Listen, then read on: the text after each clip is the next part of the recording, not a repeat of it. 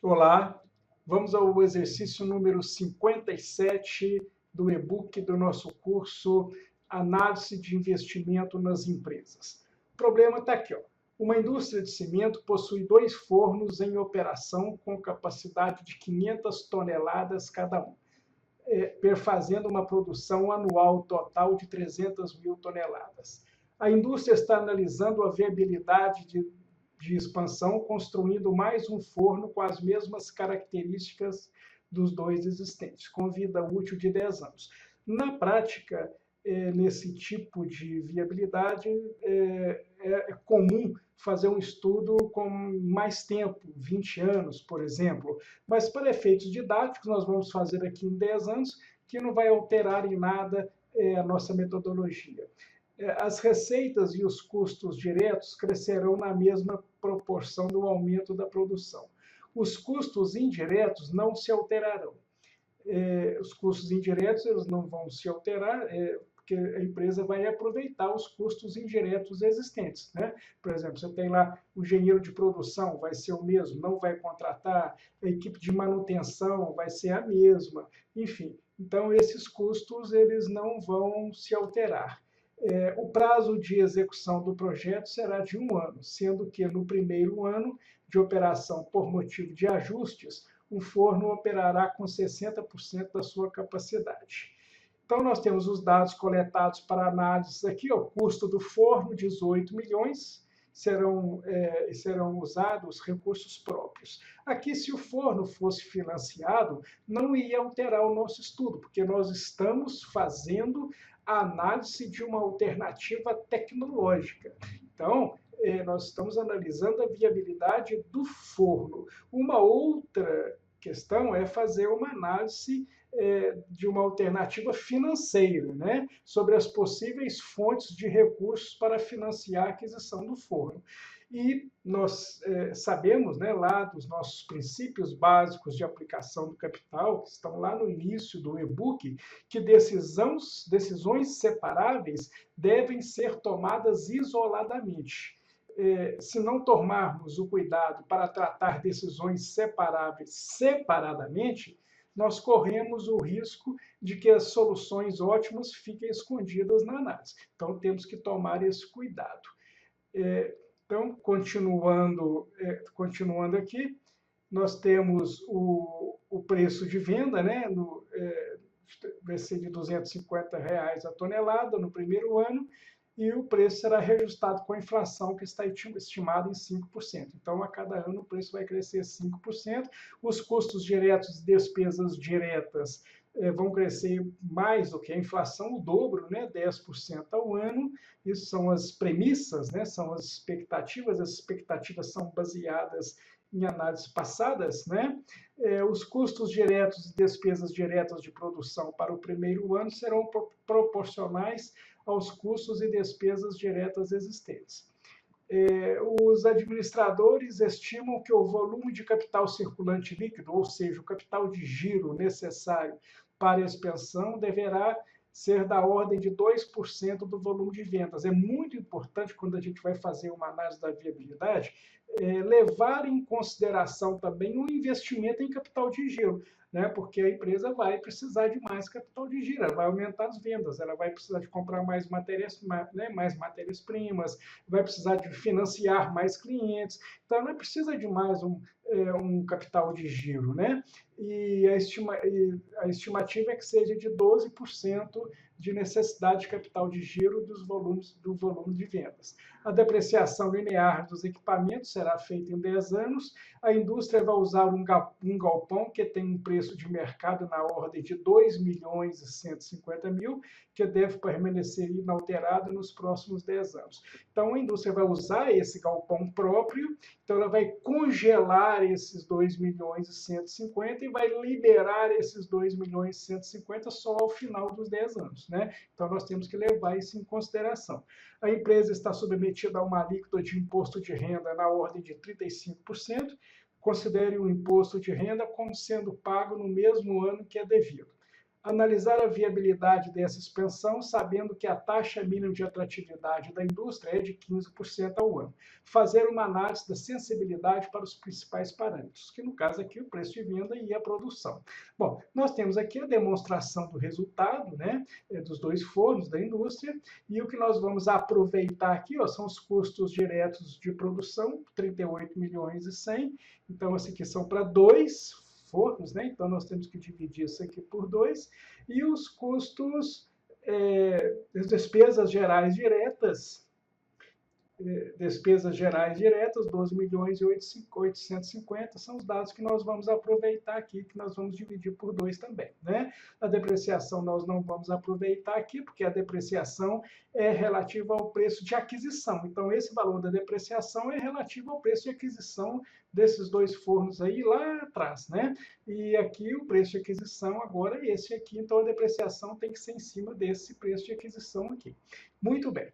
Então, vamos para a nossa planilha e vamos discutir os dados. Já está pronta a planilha aqui, é muito importante, né, que a gente só pode digitar o que está aqui, ó. Só nessa coluna aqui que pode ser digitado. Se você, né, se quiser digitar, tem que ser só aqui.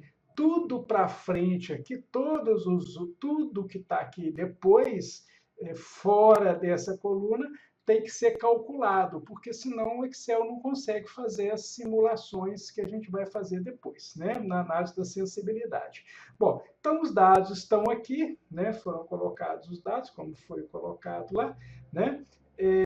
Então, nós temos aqui, temos que calcular aqui no ano 1, né? No ano 1 a produção é só 60%, né, da produção inicial. Então, são 90 mil toneladas, depois aqui volta 150 normalmente, né? O preço de venda, R$ 250, esses R$ 250 no ano 1, né? Depois volta não, né? Depois passa a crescer 5% ao ano, né? Lembrando que tem que ser tudo aqui, tem que ser fórmula, não pode ser digitado, né?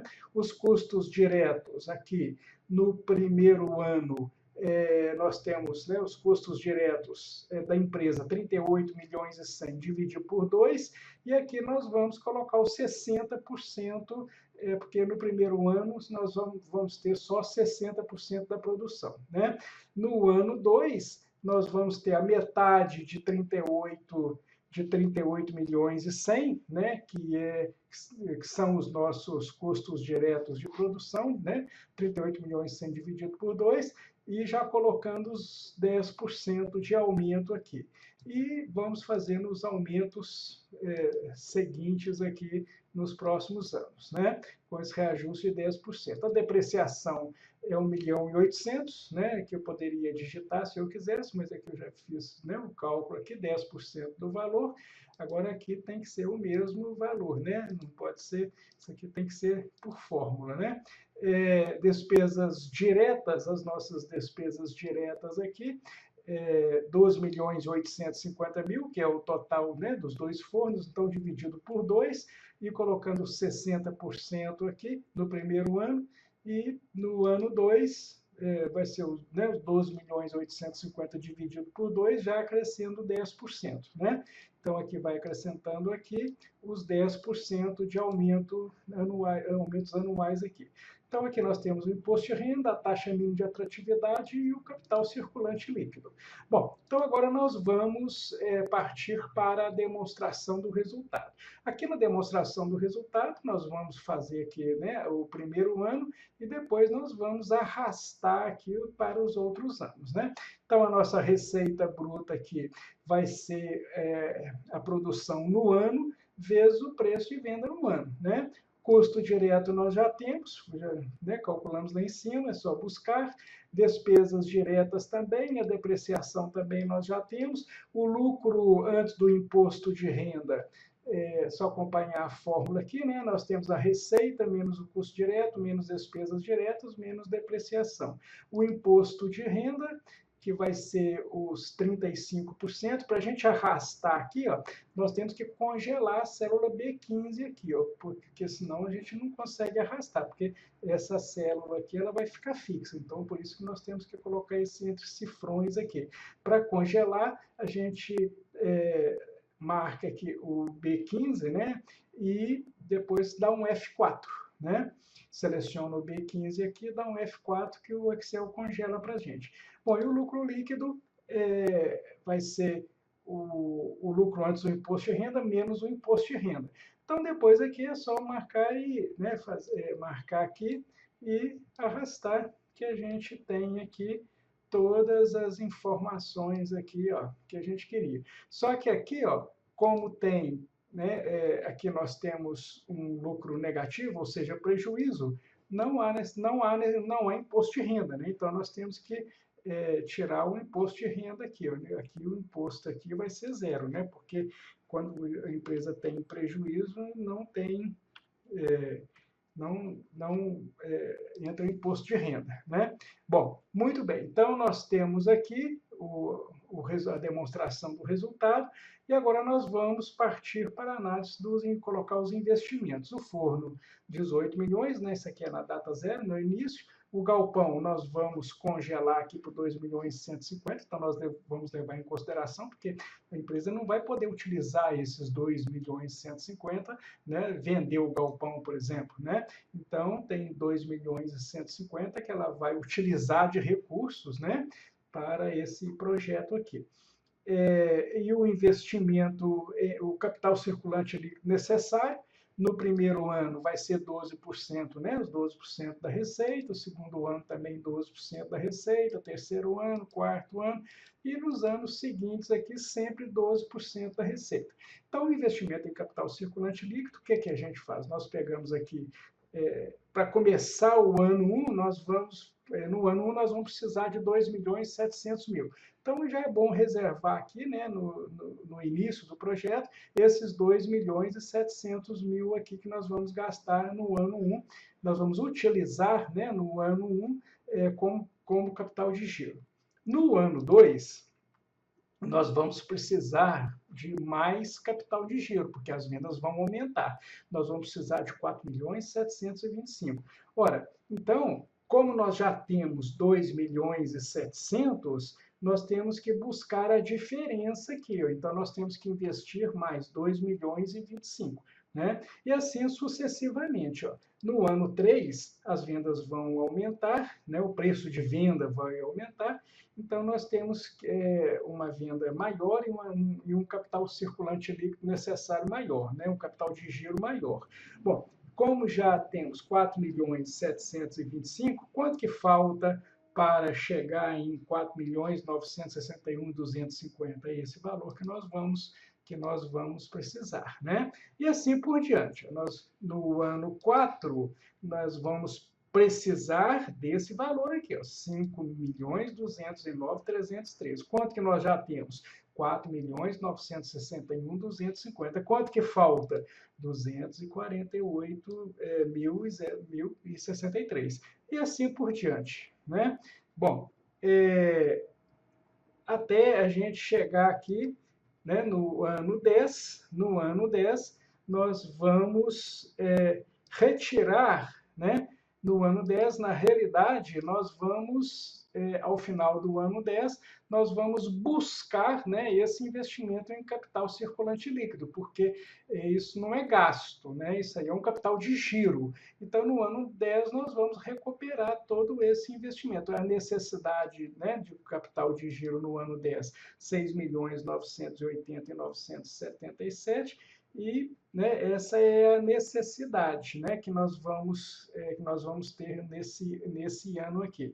Então, para a gente buscar aqui no ano 10, nós vamos buscar, né, de volta os 6.648.549, né, que é a nossa soma aqui, ó, do B33 até o K33. Então, nós vamos buscar todo esse valor de volta aqui, né? No ano 10 aqui, ó, ok? Então, no ano 10, nós vamos buscar tudo aquilo que nós investimos, né? Bom, então agora nós podemos fazer aqui o fluxo de caixa. Nós podemos montar aqui o fluxo de caixa. Então, no ano zero, nós temos o investimento no galpão, investimento no forno, investimento no capital circulante líquido, né, que é o que nós vamos guardar para o ano 1, e o fluxo de caixa livre, então, nós temos esse valor. No ano 1, nós temos o lucro líquido e temos que somar a depreciação, porque a depreciação entrou negativa, né, na nossa demonstração do resultado, ela entrou negativa aqui, abatendo no lucro, né, porque ela é um custo, né, ela é um custo, ela tem que entrar reduzindo o lucro. Mas ela é um custo, mas não gera fluxo. Como ela não gera fluxo, nós temos que eliminar o efeito da depreciação. Porque aí para eliminar o efeito da depreciação, nós vamos somar a depreciação aqui, ó, porque ela entrou aqui subtraindo, e nós vamos somar a depreciação, porque ela não gera fluxo, né? Bom, então aqui nós temos a soma, né? O que vai gerar de fluxo de caixa, o que vai gerar nesse ano aqui, né? Nós temos o lucro, mais a depreciação, mas nós temos que fazer esse investimento aqui, né? Então, aqui em todos os anos, no ano 10, nós temos esse prejuízo aqui, mas nós vamos, né, tem essa depreciação que nós vamos somar, nós vamos recuperar o galpão, né? Tem uma recuperação do galpão aqui, então, e recuperar o investimento também em capital circulante líquido, né? Então, no ano 10, nós temos este fluxo de caixa, esse fluxo de caixa aqui, ó. Bom, então, agora nós podemos calcular o payback do forno, né? Então, para calcular o payback aqui, ó, é importante calcular o payback só do forno, porque o investimento no galpão, né, depois vai ser recuperado. E o investimento em capital circulante líquido depois vai ser recuperado. Então, aqui é interessante calcular o payback desses 18 milhões do forno aqui. Para calcular o payback, o que, que nós fazemos? O valor presente dos fluxos de caixa. Então, o fluxo de caixa no ano 1 é esse valor aqui, ó. Então, o valor presente desse fluxo de caixa aqui, que está no ano 1, ele está no ano 1, temos que trazer para o ano 0. Então, ele é um valor futuro, que está lá no ano 1, e nós temos que calcular o valor presente dele, que está no ano 0. Né?